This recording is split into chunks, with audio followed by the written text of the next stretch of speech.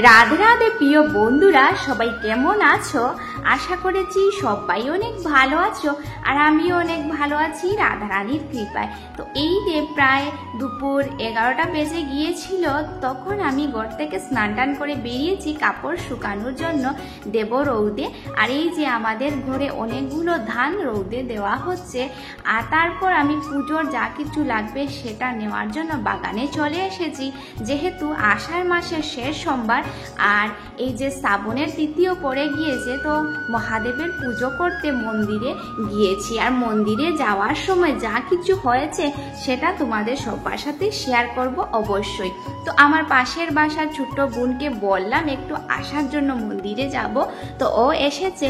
আর এই যে আমার যা কিছু লাগবে ও আমার সাহায্য করছে, আর আমিও এখান থেকে নিয়েছি।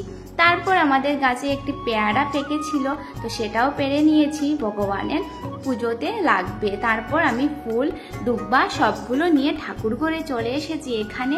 আর এই যে আমাদের গাছের সবগুলো ফল ছিল, তো এই প্রথম শ্রাবণের সোমবার পড়েছে তিথি, আর এবং আষাঢ় মাসের শেষ সোমবার পরে আমাদের বাঙালি ক্যালেন্ডার অনুযায়ী। তো আমরা যা কিছু করি সেটা তোমাদের সবার সাথে আমি শেয়ার করি। তো এখানে আমার পুজোর সবগুলো থালি রেডি করে গাছের ফল ফুল এবং নিয়ে বেরিয়েছি।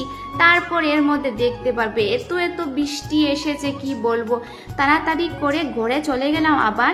আর ঘরে গিয়ে আমাদের ধান যে শুকানো হয়েছিল সেটা সবগুলো তুলে আবার আমি মন্দিরে চলে এসেছি। আর মন্দিরে আসার পথে পুরো ভিজে গিয়েছি। তো এই যে সোমবারের পুজোটা দিয়েছি ভগবানকে, এত ভালো লাগছে, ভিজে ভিজে পুরো কাপড় ভিজে গিয়েছিল বৃষ্টির জন্য। তারপর মন্দিরে চলে এসেছি, দেখতে পারবে এখানে।